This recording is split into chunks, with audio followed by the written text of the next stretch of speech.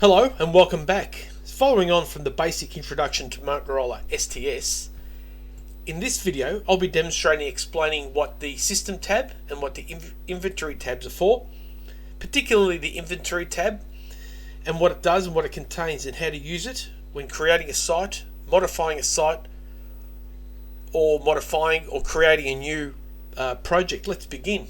So over here on the left hand side we've got the two tabs, a System and an Inventory. We'll begin with the Inventory tab. As you can see, the Inventory tab is split into two. We've got an Elements and a Gallery heading.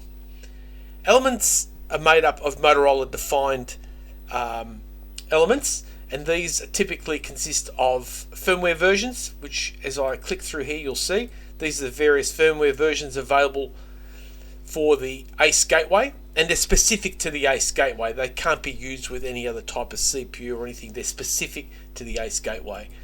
You can see STS also provides some support for legacy products. Here we've got a legacy gateway. Again, with any legacy products you're incorporating into an STS project, you'll need to have all the files for those legacy products. Whilst STS does provide some limited support for it, it's important, or it's imperative, that you have all the files associated with that legacy product.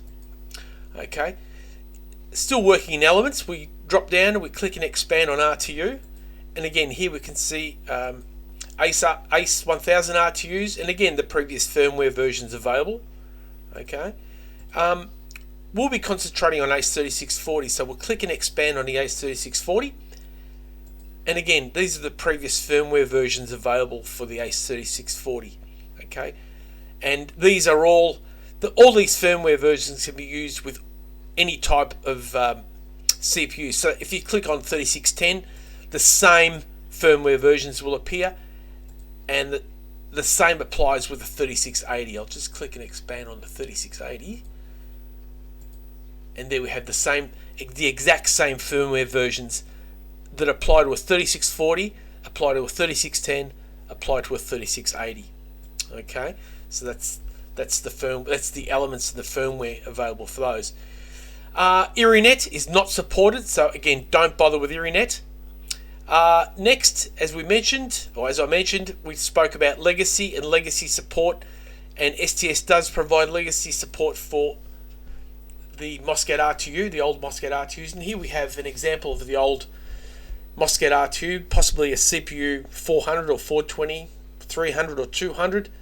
And again, as I said, with speaking about legacy earlier, as I mentioned legacy earlier, it's very important that you have all the files to be able to properly support a legacy site in STS. I can go through adding a legacy site to STS, and that'll be another video another time. I'll just show you what sort of legacy RTUs are supported. So we had the full MOSCAT, then we've got the MOSCAT L, the old MOSCAT Lights, and then we have the MOSCAT M's as well. So again, as I mentioned, it's imperative that you have the files for these products to be able to properly manage them in STS. Next, we've got some predefined ports available. I'll just show them off. So those ports exist for the ACE 1000, and they also exist for the ACE 3600. Okay,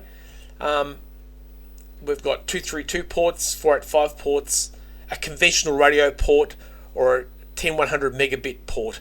It's as easy as clicking and dragging that port onto the site, and then selecting where you'd like to have that port fitted. Plug-in 1, serial interface 2, plug-in 2.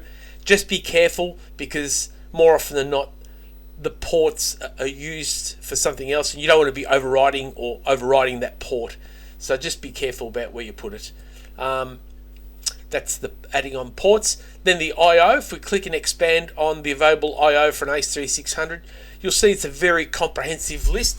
And not only that, it also displays the part number as an option, or the part number and the option number as well. So if you're putting together a system and you need to replace a module or similar, you just quote the part number. Or if you're building it from new, like a kit, you use the V option part number here. Again, this is very simple to initiate. Basically, select and drag onto the site, and it's easy as just selecting the slot location you want. In this case, we want slot 1 to place our 16DO card, and we can just press place module, and module is placed there. And that's the elements. That's what's available under the elements heading. If we move to gallery, the gallery is a completely different situation. The gallery is for the user. The end user can actually create an entry. So for example, this CPU, if there's something very specific about this, if there's a specific setup or configuration with this CPU, we can right click, and we want to be able to save it. We right click and we select add to gallery. Right, we then select the location for where we want to save it. So we want to save it under as an RTU. We want to save it as 3640. So click and expand there. So save it as 3640, and we'll give it a name. We'll call it Site 1. But be descriptive. I mean, if you have any intention of using this, you should be descriptive, of course. Hit OK. Now this Site 1 should appear here. So we go here, and there it is, Site 1. So we've copied, well, in effect copied, we've added this site to gallery, and then it allows us to use it in future projects, or in or just saves us having to reconfigure it, of course. So again, we just click and drag onto here, and there's our site with all the port settings, everything copied across. It's quite a handy little feature, this one here. The next one, again, ignore ERINET.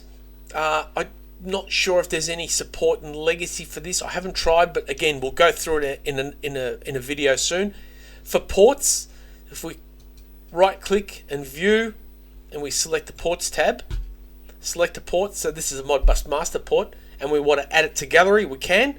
So select the port, and you know it's selected because it's highlighted with the orange. Add to gallery, and we'll call it Modbus master.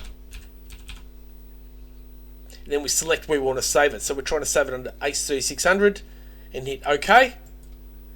And now when we click and expand under ports, we've got a Modbus master port, which we can then add to a site. So we can add that Modbus master to a site, or an existing site, or a new site, and then it'll tell us which port we want to override or overwrite for our selection. We'll just cancel it there. We don't need to do that. Lastly, we have I/O. So again, with our I/O, we didn't actually choose an I/O. Let's choose some I/O. Let's choose a mixed I/O. Here we go. We'll choose this electrically energized mixed I/O card. We'll add that there. We'll put it in slot 1. Place module. And we actually got an option here for module configuration. So in this instance, we can modify the counter filtering. We'll make it 40. We'll just double it. And OK. And finish. And we can actually add that I/O configuration to the gallery. So if we go, I'll just go back again. We right click on the site, select view, go to the I/O tab, highlight the first module, the module you intend to add to the I/O, add I/O to gallery down here, and we'll just call it I/O. And we select the I/O, the CPU type we're associated with, so H3600, and OK. And if we click and expand, we go back to our system root just by clicking on system root. Click and expand H3600. There's our I/O module, and again we can click and drag onto the site, and let's add it to the second I/O slot. Place module, and if we look at the module configuration, we'll see that's our modified, the field we modified earlier. So that's how we use the gallery and the elements headings in system root. Next, we'll go to our system gallery, and we click here. So system tab. The system tab basically just displays the available sites in a hierarchical sort of sense. So, and to demonstrate this, we'll right click on this site and we'll copy and we'll paste. We'll start with the site ID 2 and we want to paste it 4 times. That'll do it. So here we go, and there are our sites appearing here. So in total we have 5 sites. We've just added all these sites, and the little arrow says that it needs a download. So if you just hover over the site with your mouse, you can see that it says it needs a download, and it actually gives you an idea of what's on the site. Unit type, firmware version, applications, links, frames, I/O modules, and status says it needs a download. So that's pretty much what those do, what the system and the inventory tab do.